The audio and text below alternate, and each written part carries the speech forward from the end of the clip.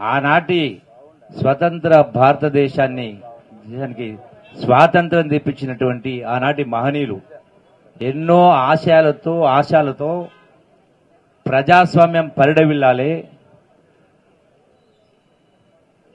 భారతదేశం ప్రపంచానికి ఆదర్శాలు ఉండాలి, అన్ని రంగాలు చెప్పని త్యాగాల పునాదులపైన ఏర్పడినటువంటి భారతదేశం గడిచినటువంటి దశాబ్ద కాలంలో ఈ బీజేపీ పార్టీ చేస్తున్న నిర్వాహకం మనం చూస్తా ఉన్నాం. మాటలు చెప్పడం గొప్ప కాదు, పరిపాలనలో మీరు దేశానికి ఏం నేర్పిస్తున్నారు, దేశానికి ఏం చూపిస్తున్నారు, విచ్ఛిన్నం చేసే కార్యక్రమం చేస్తా ఉన్నారు. కులాల పేరు మీద, మతాల పేరు మీద ఇష్టారాజ్యంగా దేశాన్ని విచ్ఛిన్నం చేస్తూ, ప్రజా సమస్యలు గాలికి వదిలేస్తూ, ప్రజల జీవితాలతో చెలగాట మారుతూ ఈనాడు భారత పార్లమెంటు పైన దాడి జరిగితే సభలోకి ప్రవేశించి ఒక దుర్మార్గం చర్యకు పాల్పడితే మీరు ఏం సందేశం ఇవ్వాలి?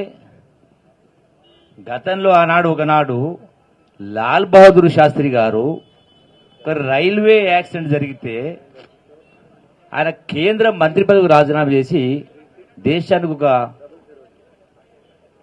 ఒక సందేశం పంపింది.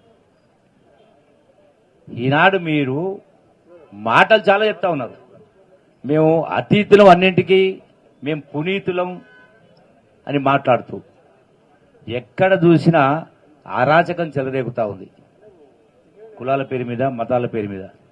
పోనీ మీరేదైనా దేశాన్ని ఉద్ధరించిందంటే దేశ ప్రజల స్థితిగతులు ఏమైనా మారినాయా? భారతదేశంలో అప్పులు కుప్పలు పెరిగిపోతా ఉన్నాయి లక్షల కోట్లలో. ఈనాడు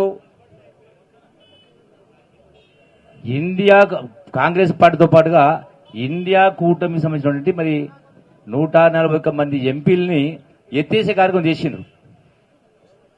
సంతోషం, చేసిండ్రు, చాలా గొప్ప పని చేసిండ్రు. ఎట్లయితే ఈ ధర్నా చౌకును ఎత్తేసిన కేసీఆర్ ను ప్రజలు ఎత్తేసిండ్రు, పార్లమెంటులో 141 సభ్యులను ఎత్తేస్తే రేపు ప్రజలు మిమ్మల్ని కూడా ఎత్తేస్తారు సభ నుంచి. డెఫినెట్ గా జరగబోతా ఉంది. ఒకనాటి పరిస్థితి వేరు. ఈనాడు సాంకేతిక పరిజ్ఞానం కారణంగా, మీడియా కారణంగా అట్టడున్న వాళ్ళు, గ్రామస్తున్న వాళ్ళు, కూలీనాలు చేసుకునే వాళ్ళు కూడా ఇలా దేశంలో ఏం చేస్తా ఉందో, ఏం జరుగుతా ఉందో గమనిస్తా ఉన్నారు. సందర్భం వచ్చినప్పుడు కర్రు కాల్చి వాత పెడతారు. డెఫినెట్ గా ఈ ప్రజాస్వామ్యాన్ని పరిరక్షించాల్సిన బాధ్యత ఉంది, ఈ దేశాన్ని కాపాడాల్సిన బాధ్యత ఉంది. రోజులు దగ్గర పడ్డాయి. మహా అంటే ఇంకో 2 మాసాలు 3 మాసాలు ఖచ్చితంగా ఇటువంటి దాడిని ఖండిస్తూ తప్పకుండా ప్రజాస్వామ్యం పరిడవిల్లాలి, ప్రజాస్వామ్యాన్ని పునరుద్ధరించాలి, విలువలకు తిలోదకాలు ఇచ్చిండ్రు, ఆ విలువలను కాపాడే కార్యక్రమం చేయాలి. ప్రజా సమస్యలను పరిష్కరించే దిశగా ఈనాడు మనం గమనిస్తా ఉన్నాం. మీ నాయకత్వాలు చూసినాం, బీజేపీ నాయకత్వాన్ని, దేశంలో కాంగ్రెస్ నాయకత్వాలు చూసినాం. ఇలా మా రాష్ట్రంలో ఆనాటి ముఖ్యమంత్రి కేసీఆర్ కావచ్చు, ఆనాటి టీఆర్ఎస్ నాయకులు వాళ్ళు చాలా మాటలు మాట్లాడుతున్నారు.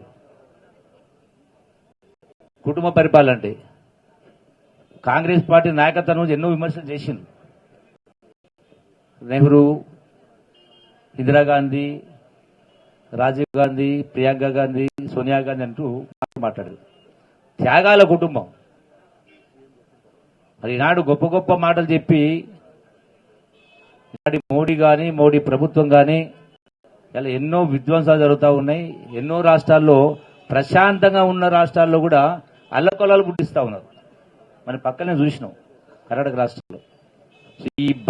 ఈ బీజేపీ పార్టీకి ఈ దేశాన్ని పరిపాలించేటువంటి నైతిక అర్హత కోల్పోయింది. కాబట్టి వచ్చే ఎన్నికల్లో వీటన్నిటిని కూడా గమనించుకొని, దృష్టి పెట్టుకుని ఖచ్చితంగా ప్రజలు బుద్ధి చెప్పుతున్నారు.